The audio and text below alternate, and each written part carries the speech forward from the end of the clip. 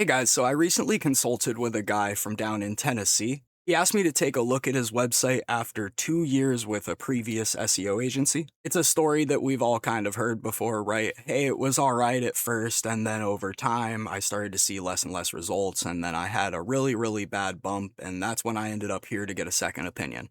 And with this one, man, it's like the longer I stare at it, the worse it gets. I did, however, also say about this that after 2 years, these guys were almost onto something, but with a certainty, they were off on the wrong path or otherwise just dragging this guy out.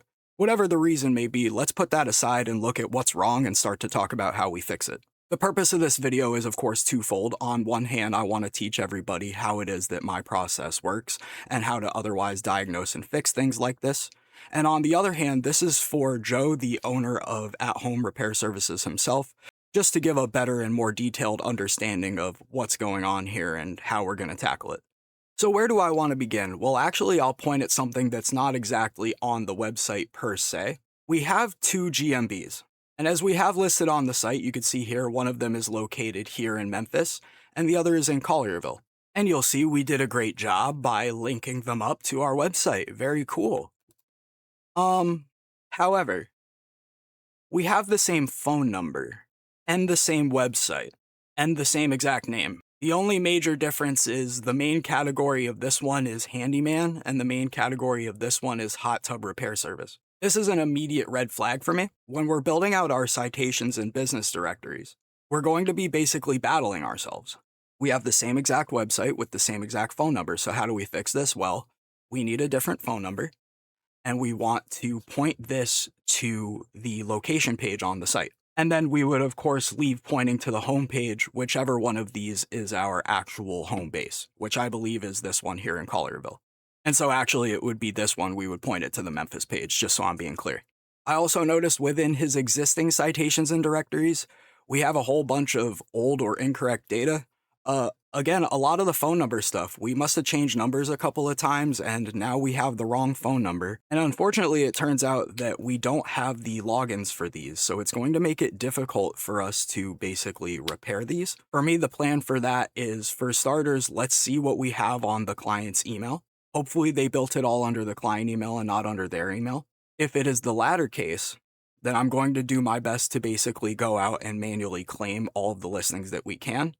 And otherwise, we basically have to just rebuild them. This is as caveman hit thing with rock as it gets. However, this is one of the only logical things remaining at that point that we can do in this situation, is basically try to drown out the old stuff with the new and updated proper stuff. Needless to say, this represents a barrier for us. Moving forward, so just some fun little stuff that I noticed in the schema. We packed it in here, we loaded up the home page. It looks like all the rest of our pages are loaded. They most likely used a plugin to deploy it site-wide. Let's see what we got in here. So we've identified ourselves as a home and construction business. That's legit. The ID goes to /Memphis, and then the name is Memphis. For the homepage, I don't know if that makes sense. But perhaps more importantly, there's still filler text in some of these. Under our web page schema, our breadcrumbs are filler. Not only do we have product schema on the homepage, but we have product schema on every page. In case anyone is asking, well, why do we care about this? These are services. Google reserves the term product for what is essentially e-commerce, right? Internet shopping. We actually, in this understanding, do not have a product. We have a service. You'll also notice that our targeting in terms of the on-page and our URLs and our interlinking and, well, just everything is absolutely all over the place. So I want to break this down piece by piece real fast. When we're just looking at the URL, blind yourself to the rest of this for a moment. If we're Google and we're just looking at the URL, ladies and gentlemen, what is this page about? Well, this is a page about house painting. But when we start to dig in, we're identifying a specific location. Well, that's already deviant to what we're saying within the URL structure. Now, this may or may not be fine in certain circumstances. However, we also have other pages targeting other areas. This isn't just Memphis and Collierville. This is Cordova, Ellendale, as well as Arlington. I might have missed one or two even. They were just packing cities in there. And so none of those other locations are internally linked anywhere. This top-level service page is actually not a top-level service page in the sense that we are not able to link down to our location pages.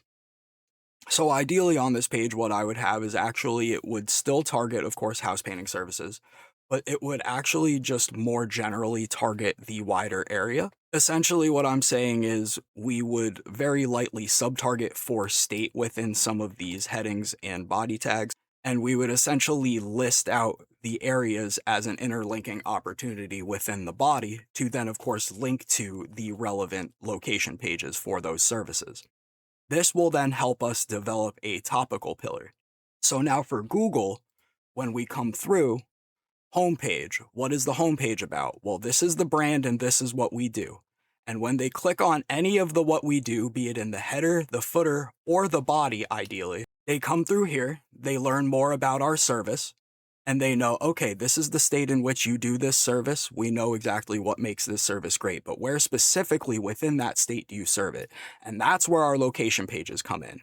And that'll be the point when they click down and they end up at Memphis House Painting Services. Now, this is another spot where people get confused. Alex, how should I have my siloing? Well, keep it flat, make it simple. So in this scenario, this top level page would then link down to Memphis House Painting, and we would have a page that actually looks more like this does now. And within the body of that page is where we internally link to all of our other locations within that service silo. So House Painting Memphis, House Painting Arlington, House Painting Ellendale, or whatever it was. And in this way, we're able to keep everything within what we call service pillars. We're keeping things on topic for Google, essentially. The only time that we go to this third level, ladies and gentlemen, to teach an additional lesson here, is for supporting information. People often get this confused. I just want to straighten this out super fast. So a URL, something like this, where we have URL/insert page/insert informational page. When should I get house painting? This page, when should I get house painting, within the body of that blog post, will ideally point back to the page that it supports. This is why it's called supporting information. We need to support it in every way, shape, and form. So the information supports it, the links support it, and the URL supports it. When we're talking local SEO for local businesses, basically this is the only thing that you should do in terms of going to that third layer. Another thing that I'll point out while I'm here, by the way, is did you notice the sheer amount of secondary service pages that they jammed in here? Well, Google is counting all of these words on the page. If we look here, it's driven our overall word count up by several hundred at least. And again, this pillar is on the side of every single page on the whole website. This is site-wide. So not only do we have all of this scattered random information for Google to look through and not really know what's what, but we also have all of this anchor text throwing off our word count. This is essentially a giant thorn in our client's side, so this is another thing that we're going to repair. For me, what I'm going to do, at least for the short term, is we're going to shut most of this down. We're going to pull it out and put it in draft, and we'll go back to the drawing board and see where the volume is to see where we should deploy next. But overall, I've been made aware that the client isn't getting the most that he can get from his main bread and butter services already, and so that's where I want to focus down to.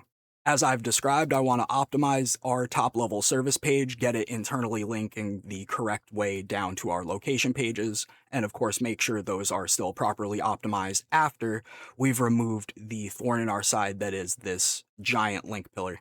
Beyond the things mentioned here, I did in fact take a look at this guy's link profile, and he's actually killing it. The previous guys weren't entirely full of it. They actually built some decently authoritative stuff within the right categories. When we compare him with the guys he's competing with, he's actually a fantastic contender. It's simply that the website doesn't back up the link profile. Wasted real estate, can you believe it? Well, I'm here to fix it. While I'm still listing off silly little things, I also noticed that the speed was just a little bit off, and when I went into the website on my first analysis, I actually found that they had the caching plugin good to go, and they turned it off. There's no reason that they would do this. And when I turned it back on, nothing seemed to break. Just an interesting note. I have no idea what to assume about the why, but I can definitively see the what here. I don't want to assume, but it feels very strongly to me like basically they were taking advantage of this guy, and I feel bad. Now they've come into this guy's website, they made an absolute mess. Things are very precariously set up or otherwise set to explode in some cases. And while Jetpack has some cool analytics bells and whistles, I just feel like it absolutely destroys the UI here. I don't know, what do you guys think? So to step back super quick and recap, what exactly are we going to address here to fix these problems? Well, we need to find a way to separate those two business locations by getting a new number and identifying the correct pages within the business profiles. We need to basically optimize the entire website. This will include correcting the content on the homepage to talk more about the brand and provide more interlinking opportunities for our top level services, optimizing those top level service page to do the same for our city locations, and then, of course, optimizing our city locations to internally link and provide value to one another. All of this will then, of course, reestablish the integrity of our topical pillars. We should start to see trust return from Google. We're already getting a small amount of clicks for a variety of our service terms on the homepage. I think once we make these corrections, we'll only see the trust continue to increase. What that points out to me is the Google business profiles are already his best assets right now. Google wants to reward him. That's why they're sending him these clicks to the homepage. But at the end of the day, they just don't have what they need to really send him the clicks. We're also going to correct the schema problem if I didn't mention that. That one is simply a matter of either adjusting our plugins to give us the correct schema on the correct pages, or otherwise manually implementing them by deploying it straight into our HTML. That's super easy stuff, but that's kind of a separate guide. So basically, I just wanted to give you guys this quick little overview, give you a little bit more insight into my process and the way that I approach things. I also want to help teach people so that they can fix these things or otherwise avoid these pitfalls for themselves in the future. Thanks for taking the time to watch. I hope you learned something, that it was insightful for you. My name's Alex Palmer. You can find me over at optilineage.com. If there's anything in business marketing or website management that I can help you out with, feel free to give me a holler. I'll see you later. Have a good day.